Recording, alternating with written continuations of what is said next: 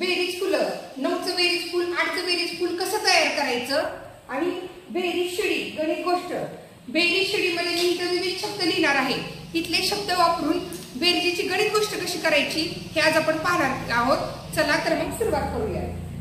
चला बेरीज करूया मधील ही गणितं सोडवताना अतिशय सोपी आहेत, दिसताना अवघड दिसत असली तरी खूप सोपी आहेत।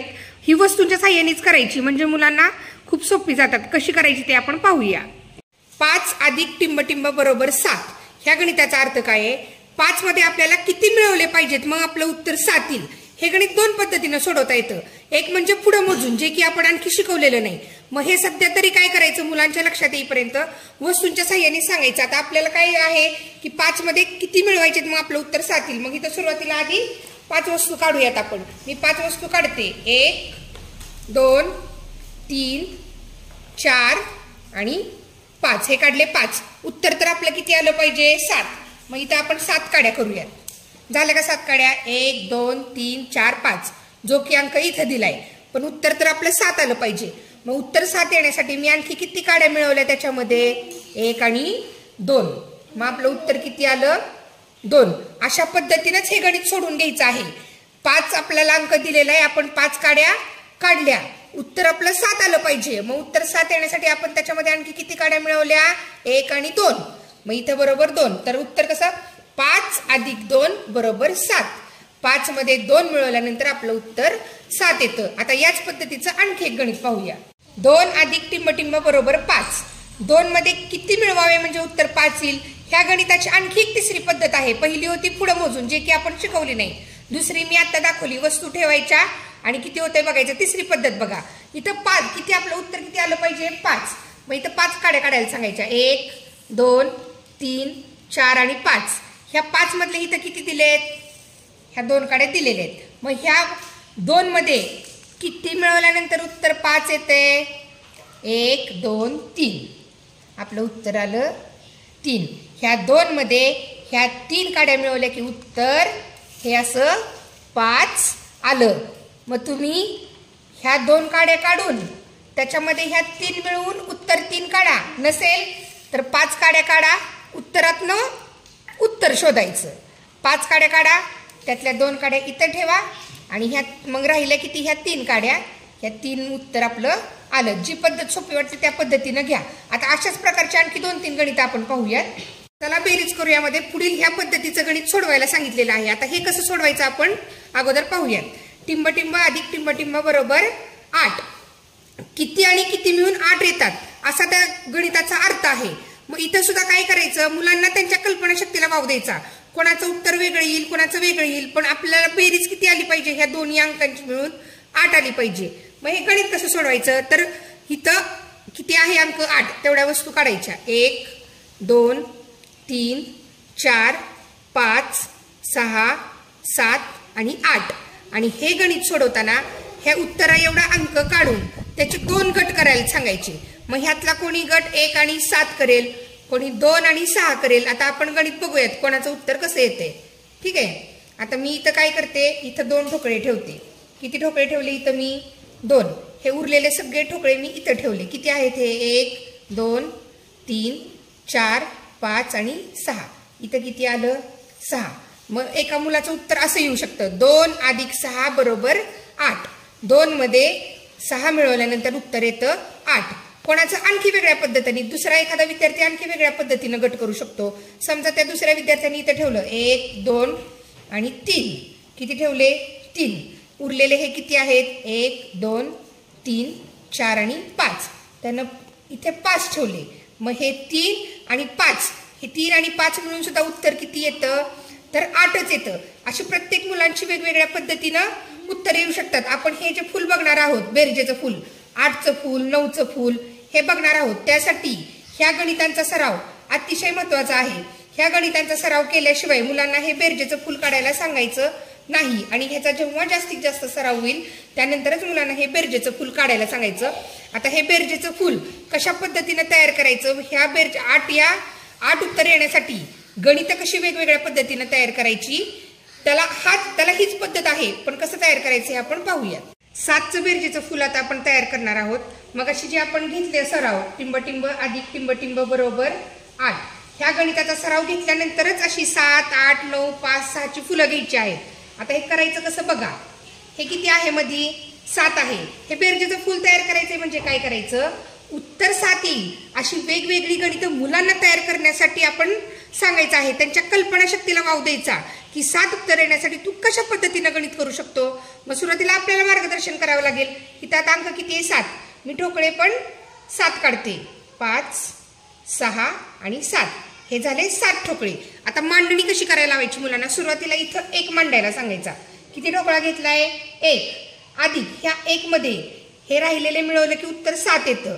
किती येत राहिलेले 3, 4, 5 आणि 1, 2, 3, 4, 5, 6.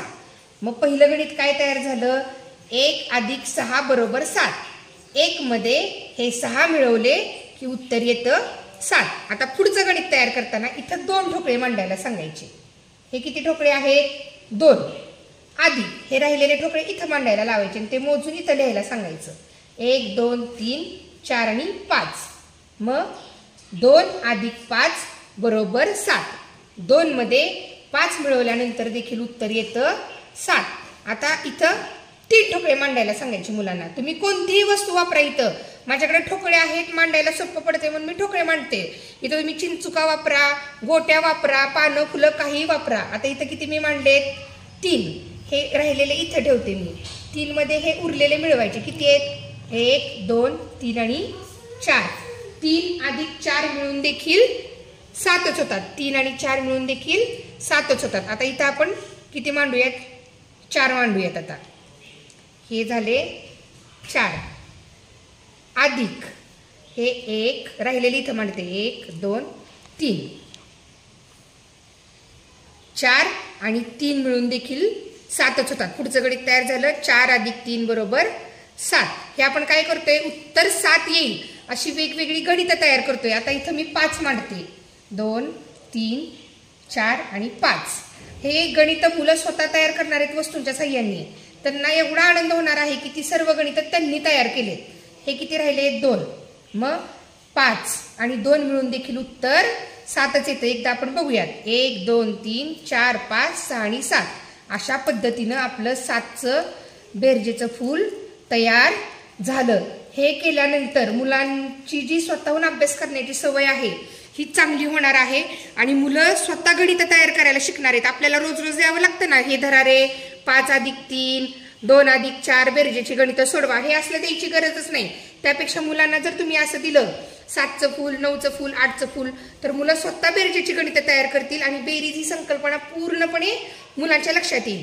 आता मुलं अशी बेरजेच्या फुलातून गणितं तयार करायला शिकल्यानंतर बेरजेची गणित गोष्ट कशी सांगायची हे मी तुम्हाला सांगते. आता इथंच एक आपण तयार करूयात.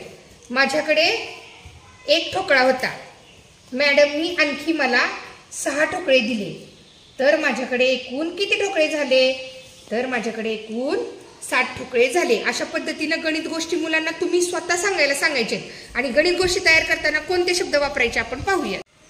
ही आहे बेरीज शिडी. ह्या बेरीज शिडीमधील हे सर्व शब्द वापरून गणित गोष्ट कशी तयार करायची हे आज आपण पाहणार आहोत. आता पहिल्यांदा गणित गोष्ट म्हणजे काय समजून घ्या. गणित गोष्ट म्हणजे काय तर जी शाब्दिक उदाहरणं आपल्याला दिलेली असतात ती शाब्दिक उदाहरणं सोडवणं म्हणजे गणित गोष्ट. मग ही गणित गोष्ट जर आपण 1 ते 10 अंकापासूनच मुलांना सुरुवात केली गणित गोष्ट समजून सांगायला तर पुढे जाऊन मुलांना शाब्दिक उदाहरणं अवघड जात नाही. बेरीज क्रिया करायची, वजाबाकी क्रिया करायची, शाब्दिक उदाहरण वाचूनच मुलांना लक्षात येतं की क्रिया कोणती करायची. आता कसं करायचं बघूया. शौर्या तुझ्याजवळ किती रुपये आहेत 2. तुझ्याजवळ किती रुपये आहेत पृथ्वी 3. तू दे मला. शौर्या तू किती रुपये दिले मला 2. तू किती रुपये दिले रे 3. मोज ना. आहेत का 3 रुपये बघ. 1, 2. ओके बघा. मग ही गणित गोष्ट कशी तयार झाली.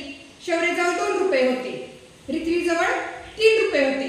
दोघांचे मिळून किंवा दोघांच्या काही तर मिळवणे आहे. दोघांकडे मिळून किती रुपये झाले तर दोघांकडे मिळून 5 रुपये झाले. ही झाली गणित गोष्ट. आणखी पुढच्या पद्धतीनं आता रिथिवी आपल्याला ह्यातला कोणताही एक शब्द घेऊन गणित गोष्ट करून दाखवेल. तुम्ही सुद्धा शाळेत काय करायचं माहिती का आपली शाळेत जी पहिलीची मुलं आहेत ती बसवायची आणि त्यांना ह्यामध्ये कोणताही एक शब्द त्यांना सर्व अक्षरगट शिकून झालेला नसल्यामुळे त्यांना काही सर्व वाचता येत नाही परंतु आपण त्यांना सांगू शकतो आणि मुलांना त्यातला एखादा शब्द द्यायचा आणि शब्द तुम्ही मुलाला सांगायचं बेरजेची गणित गोष्ट तयार कर. सुरुवातीला सोप्या सोप्या गणित गोष्टी तयार करायला सांगायचं. जेव्हा जेव्हा मुलांच्या गणित गोष्टी सांगून भरपूर सराव होईल त्यावेळेस मुलांना आपण ह्यातला एक शब्द द्यायचा. तुम्ही दुसरीच्या मुलांना तिसरीच्या मुलांना देखील हे सांगू शकता की ह्यातले शब्द वापर आणि गणित गोष्टी तयार करू. दुसरी तिसरी चौथीची मुलं यामधील शब्द वापरून अतिशय सुंदर गणित गोष्टी तयार. दुसरी महत्वाची गोष्ट, ही आमची पहिलीची विद्यार्थिनी नाही, ही सध्या अंगणवाडीत आहे. पुढच्या वर्षी ती इयत्ता पहिलीत जाते. तरी सुद्धा मराठीचं अक्षर गटानुसार वाचन लेखन घेतल्यामुळे देखील मराठीचं वाचन लेखन छान करते आणि गणिताच्या ह्या क्रिया सुद्धा ह्या पद्धतीने गेल्यामुळे ती अतिशय छान करते. ती पुढच्या वर्षी पहिलीत जाणार आहे. रित्वी आम्हाला एक गणित गोष्ट तयार करून सांग. बघ किती रुपये आहेत बघा तुझ्याकडे. हा आणि माझ्याकडे घ्या, मी तुला हे 2 देते. आता आम्हाला गणित गोष्ट सांग. हा माझ्याकडे 3 रुपये होते.